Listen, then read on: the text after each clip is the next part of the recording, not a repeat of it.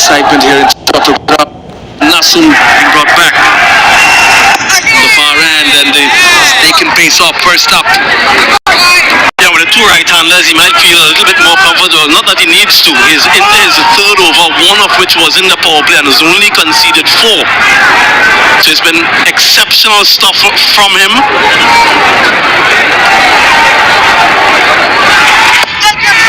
And that's chipped in there, just over the fielder. Unintentional from Shehu, but he survives. Maybe just stopping in the pitch through the shot too early. A sign of things to come for her.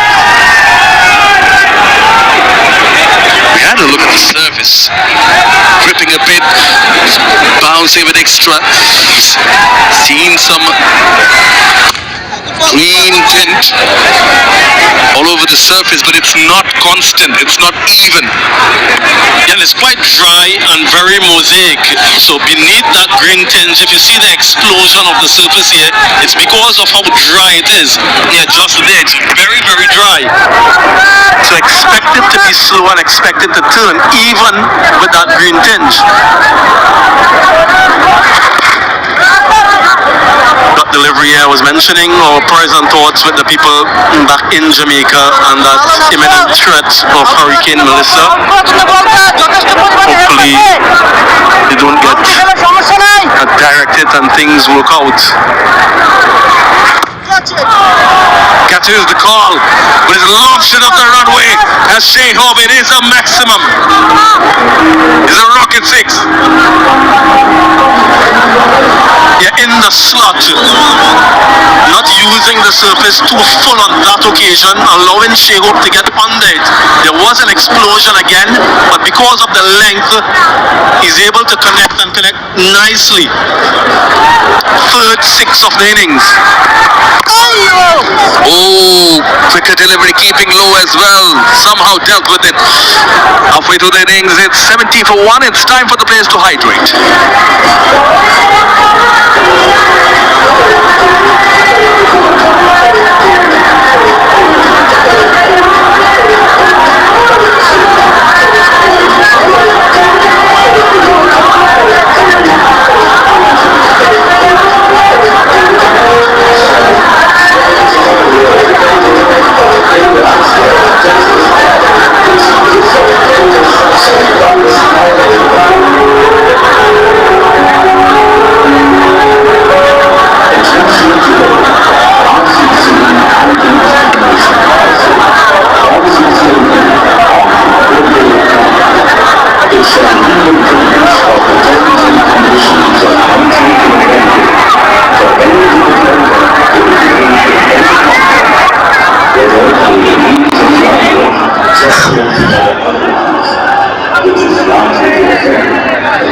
Bangladesh versus West Indies, first T20.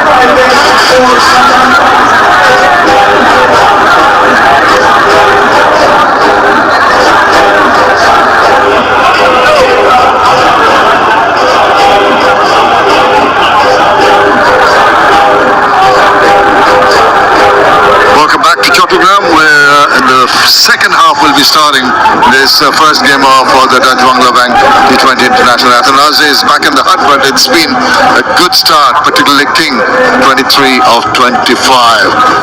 Well, it's been smooth sailing for the West Indies. If you sail south from Chattogram, you'll come to St. Martin's Island.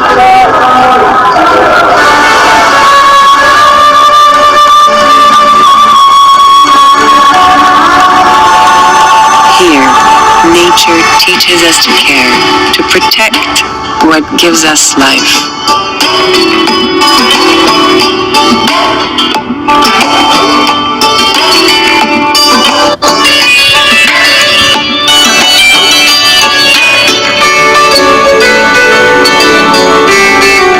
In this place, you find yourself, one with the earth, the water, and the wind. Here, nature reveals itself. Right, set to go for the second half. Short, and he hammers that away. Well, that's a gift offered, and he's not going to miss out on that. Starts off after the break with a rocket six. Certainly that was a rocket, making some damages to our advertising boards. Just set up beautifully. Brandon King, and he hits it, stays it. Nice and flat, and a 79-meter hit. Well, Vishal Hussain is going at 10.62. Normally very miserly with his figures, in addition to getting wickets. Today he's been a tad expensive. Has to reach that. He backs away a little too early, and the ball grips and turns away from him. Quicker through the air by Richard, 93 kilometers per hour. Certainly not comfortable to try and give any air to Brandon King, who's looking for something full to go down the ground. Certainly you'll probably see in this over Richard pushing it through quicker. Oh, that really enticed him. He's really bowling just a touch outside the line of off, and with standing his ground, he's never going to reach that turning ball. A big change in the pace, 81.2, and a massive turner. Right intention by Brandon King, trying to go down the track, but the turn undoing Brandon King that occasion. And he gets a hold of that, not maybe timed to a nicety, and in the process does manage to get one run. This is where Maha, I feel that the Googly would come in so useful. He could set up the batters with the orthodox leggies. Just been missing that special element in the repertoire of leg spinner. Not enough Googlies. He's got 100 wickets in his T20 career. Would like to add to that.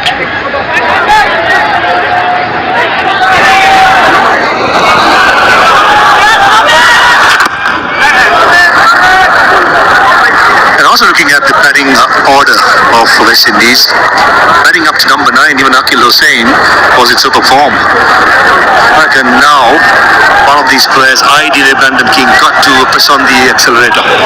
Shay Hope will play the ball on its merit. He'll probably try and bat most of the innings. Brandon King have spent enough time, 29 deliveries out there in the middle. He needs to get going now.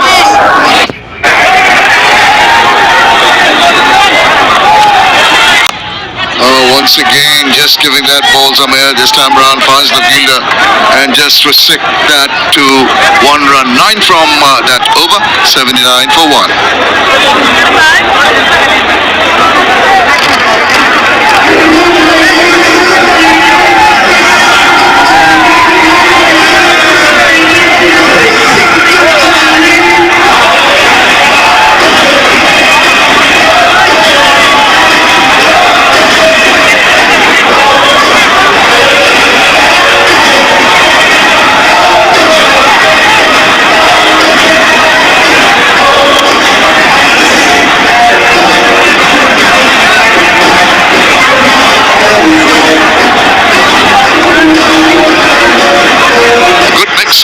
The dots and the singles alongside the 4s and the 6s, that's made them go at 7.18 runs per over. Mustafizur Rahman just went for 4 in his first over. He does that so very well. And half-hearted appeal by the skipper. A 30.9 deliveries in 11.1 overs on a good batting surface is on the higher side. Probably at the end of the game, West Indies having a discussion, will definitely have a chat about it. This turn and bounce. The pace that Fiz bowls it and the lengthy bowls is not easy for a batter. Only 5 bowlers used so far, 5 specialist bowlers. Asam got 1 more over, Rishad got 1, and the rest of it will be bowled by the 3 seamers. Get him in the solar plexus, just trying to swivel around, not timing the ball coming off. He bowls out wonderful cutters, which slows down the speed. Surprised with pace this occasion, 134.6. And clearly Brandon King was late to that stroke, probably anticipating another slower delivery, and this is why Mustafiz is so good. Batsman cannot target him down, he's so unpredictable. One slow delivery at 120.2 and the next 134.6. Using all his experience here, Fiz. And he just guides the ball. He tries to guide it past that square short third fielder. 1 point is just about to make. This is the very first time, but they've played each other 19 times. Bangladesh and the West Indies, the very first time they're playing in this ground at Chattogram. So you're talking about those singles. I think there's a period where they had a good look at the nature of the wicket before they started opening up. The problem is now, Brandon King in this over, 3 dot deliveries for a batter who has bat right throughout the innings. Not there to be scored, just get a single. That's important too, is the call. Good sprinting by Tawhid Udoy for Medrika, just resulting in a single. But you try and minimize the dot delivery percentage. That's what you want to do. That's where I find Brandon King not picking up the variations of Mustafiz and certainly struggling for timing. Absolutely, yeah. He's kept him guessing. We've had 120, 134, 119. The speeds of Mustafiz Rahman varies. It's not only the speed, it's the angle and the change of the lengths that he subtly uses to really put the seed of doubt in the batter's mind. Once again, it just allows the ball to come back on. Single is only one that he can muster. A bowler to his field, 5 fielders in the offside, 2 behind the square, saving the boundary. Certainly the line has to be just outside the off stump. Well, that's for Shea Hope, but for Brandon King, the field changes.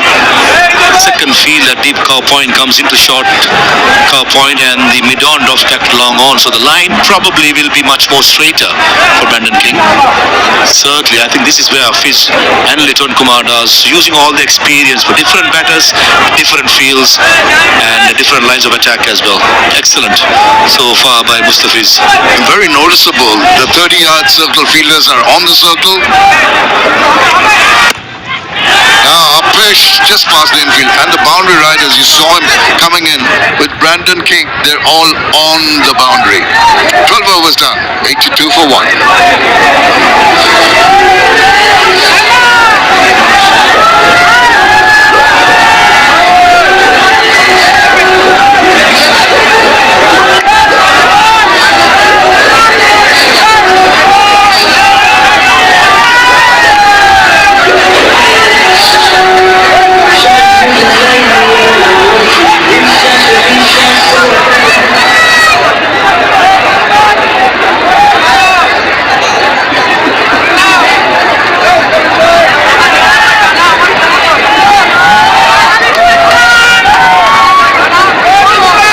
At this rate, 136 is not going to be enough.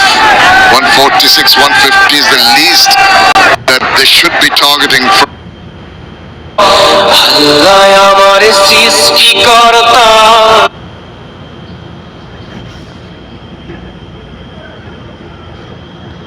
From the remaining 8 overs, going at 8 runs per over. It's of the essence for the West Indies. Have to throw caution to the wind. There he goes. So it's round. The fielder is there. Thank you very much. Lovely. Saki takes the